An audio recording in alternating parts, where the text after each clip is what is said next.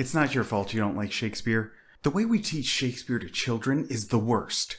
Much maligned by your average high school student, Shakespeare is often referred to as the best author the English language has ever produced. Hamlet, specifically, is consistently listed amongst the best books of all time, or best literature of all time. It, or Macbeth, or The Taming of the Shrew, or some other play, is usually handed to hormonal, fidgety teens as required reading in high school. And we expect, nay, demand, that these balls of chemical imbalance, these conglomerate of social media, Marvel movies, and insecurity masquerading as a person, will love and embrace this masterful tome of art on page by reading it off the page. Like a book. And this is how we introduce Shakespeare. As a book to read by yourself. This is ludicrous. And what is the main complaint you hear from these kids? They're speaking Old English. First of all, no, that is not Old English. This is Old English.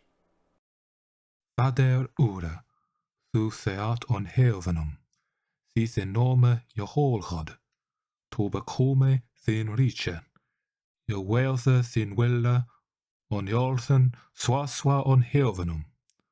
O ne de wham liken laf, selle us today, und verliefus ure jultes, swaswa we verjivus urum jultendum. En ne je leed thu us on kostninge, och elisus of evele, soulsliche. But I will concede the words are different. The slang is different. Imagine, if you would, attempting to read two Gen Z individuals texting back and forth.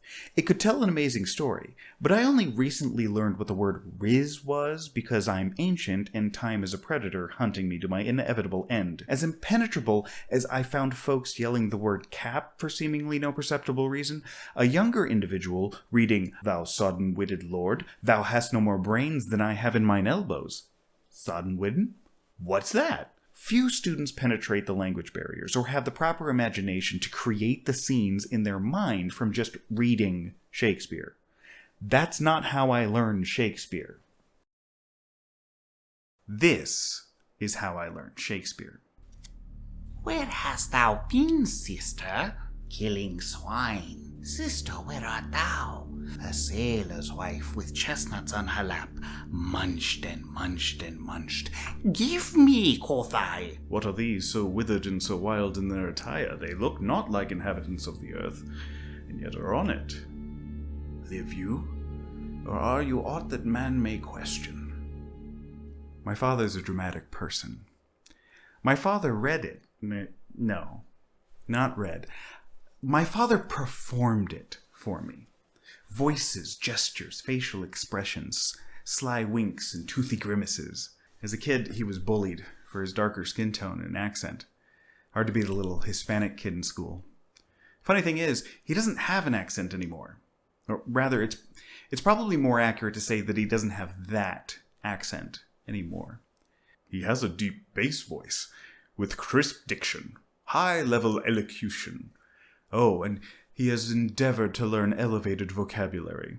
Growing up with him and how he instilled a love of reading, my vocabulary was tested in the 99th percentile throughout my schooling. I'm a law school graduate, and to this day, he loves to one-up me on incredibly obscure words. The way he lost his accent and gained that vocabulary was through a very specific vector, Shakespeare. While imperfect, as it was not a full production, it was a bit of a, well, production. A little magic goes a long way. I'm not saying your imagination cannot fathom the emotion of the scene. I'm not saying that words cannot move without performance. That would be like saying that the movie version of any book is the better of the two because you can catch the full experience. That is not the case. Rather, novels are designed to be read. They're explicitly written, some more explicitly than others, to be consumed in a very specific manner. Let me show you what I mean. This is sheet music. Imagine, if you would, I were to hand a student in high school the sheet music for Beethoven's 7th Symphony, or Chopin's Preludes, which I love dearly because I'm pretentious and annoying and you would hate me at parties, and then ask them to write an essay about how it made them feel. It would be a ridiculous assignment. Those pieces of art are meant to be heard, to be listened to. However, the sheet music provides all the same information that listening to the music would, aside from the artistry of the musicians. So it is with Shakespeare. Without the actor, the director, the stage manager, the costumer, the sets, you could get the information, yes. But did you get the art as it was intended to be received? I'm not saying you have to like Shakespeare. You may see it performed by the most skilled artist and still not quite get it. Some people really like Wes Anderson films. I don't. They don't speak to me. And it's fine if you like them. I'm not saying that they're bad.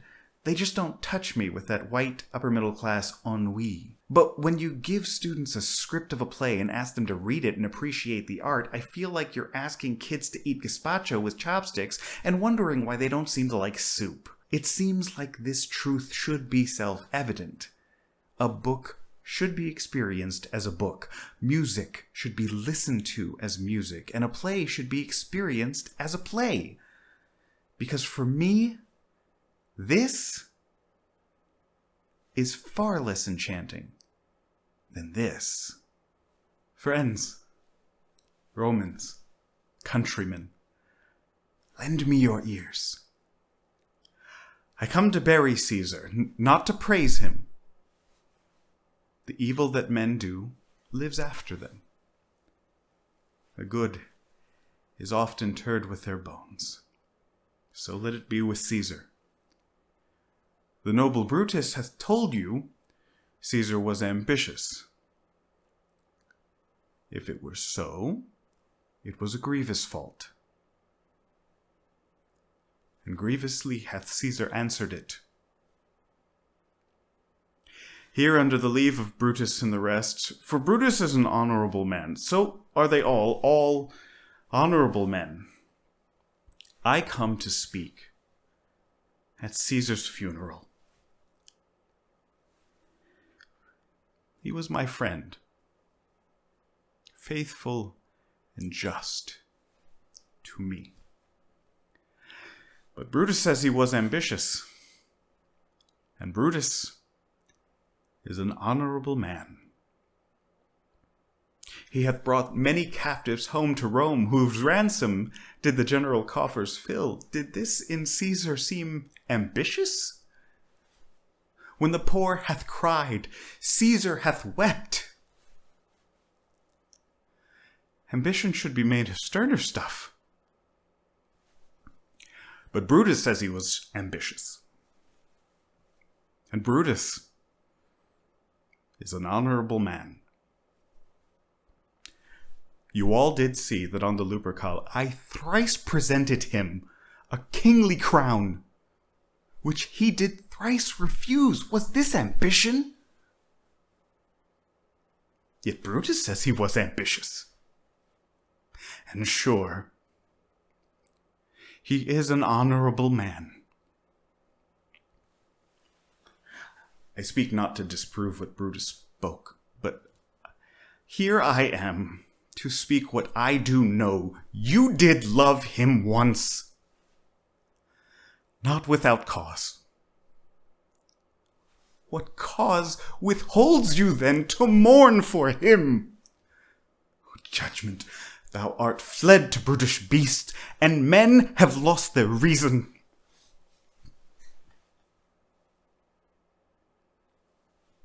Bear with me.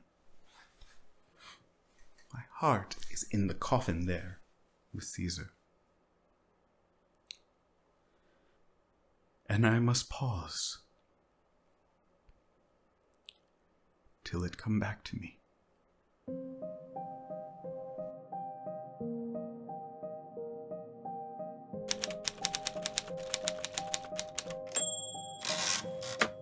I'd like to give a thanks to my patrons for making this video possible, especially Les Howie, Caleb Blackie, and Sidekick. I know this is a bit of a deviation from the norm, and I hope you enjoyed it, and are continuing along with me on this fun little journey of a YouTube channel. Because I'm pretentious and annoying, and you would hate me at parties. Because I am pretentious and annoying, and you would hate me at parties.